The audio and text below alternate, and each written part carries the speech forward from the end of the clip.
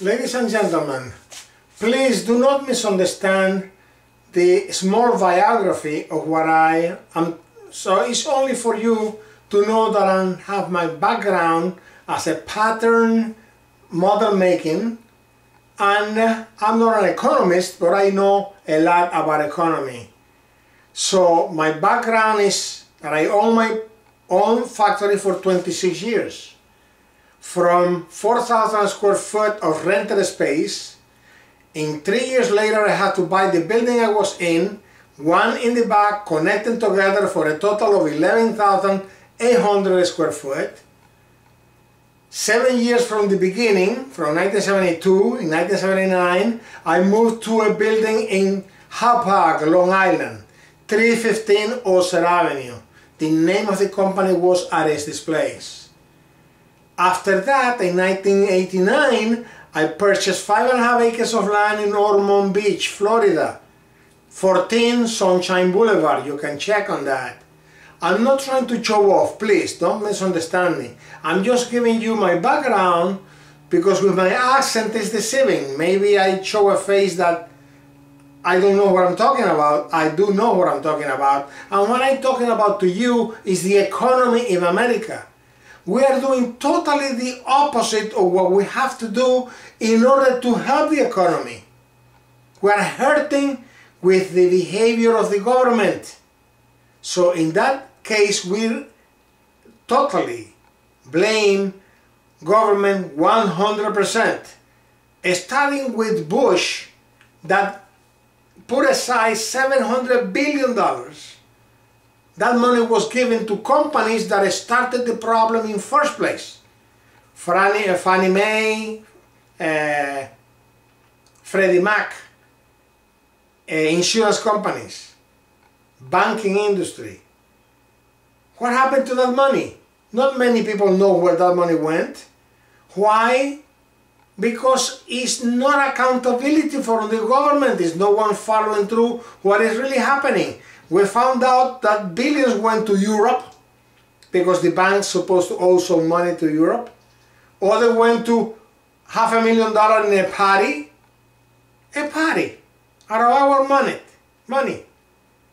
Come on, this is what I'm saying. The government is doing totally the opposite, and let me show you why we are getting in such a terrible condition. We have to reverse everything we have done so far in the last 2 years.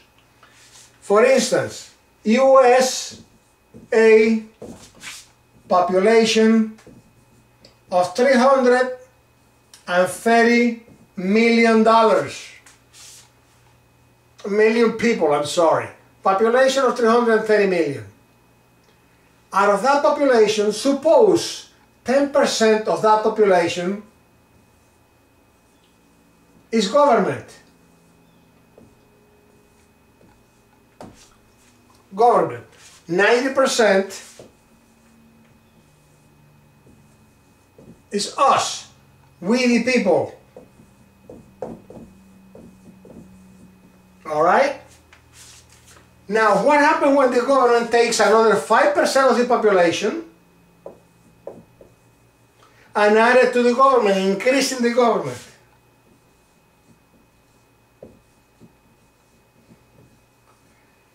The people with taxes pay the government.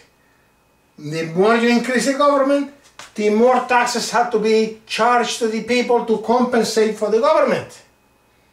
If we would have an honest government, would be okay.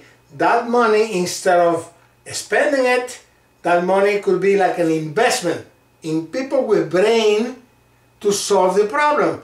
But it's not so. The government hire people believing in his political agenda, but not people knowledgeable enough to hold those positions that they were given. Again, for the economy, if you take this, what happens when you take away 5% from the people? Take away 5%. Now we are 85% less people that we have to pay more money to support a larger government. What about all the programs that this government is doing? the healthcare program is going to cost more. Only the maintenance of it is going to cost billions of dollars, and the people that have to be assigned for that program, the IRS, they have to assign 1,600 people more just for that program. You know how much it's going to cost us, the taxpayer? If they would have taken that money, plus the money they can collect from dishonest lawyers, a small percentage, the so-called ambulance chaser lawyers, that is in a very dishonest way, inhuman. It's legal because they declare it legal the way they do it, but it's dishonest, so many millions going to people that many of those cases are fake. What about the small percentage of doctors that bill insurance company for jobs that they haven't done? The other day alone was a doctor dermatologist that made millions of dollars operation that he didn't need. He's multimillionaire, abusing the system. Stopping the abuse in a small percentage of doctors, a small percentage of lawyers, the amount of money that the program is going to cost, they could already pay all the insurance for the people who needed insurance and not change the system to a worse system, because it's going to be needed of more doctors to run the program, number one. Number two, where are you going to get them from in such a hurry? It's not possible. Like this is happening. Another problem with the economy is, what about the amount of people in government that are not paying their taxes?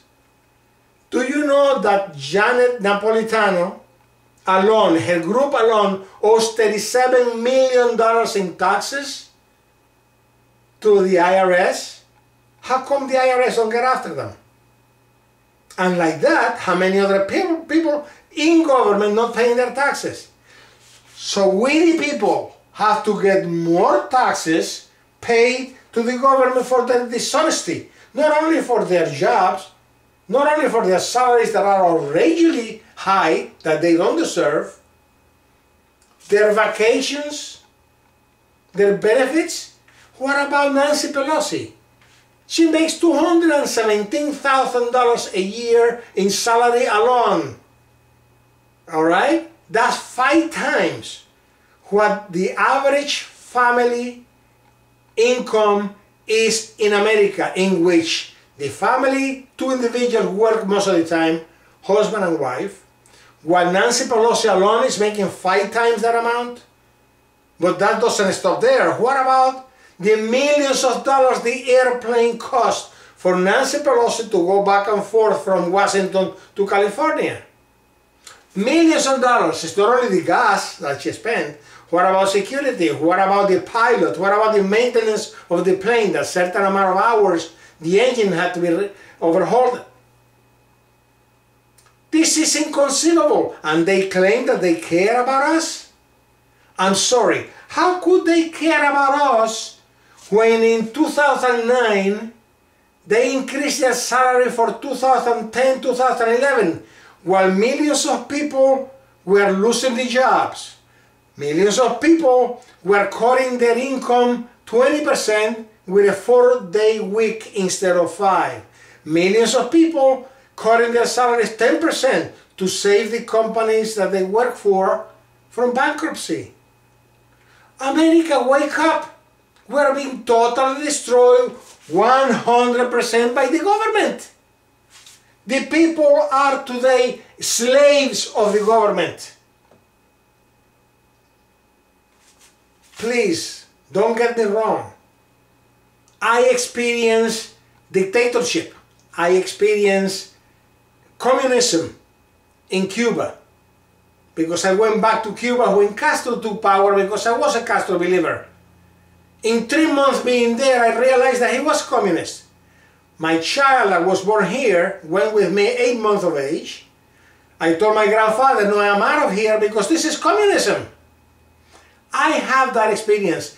Everything the government is doing now, believe it or not, and I'm talking by personal experience, The laws that are passing is more control over the people than what the law is supposed to be for.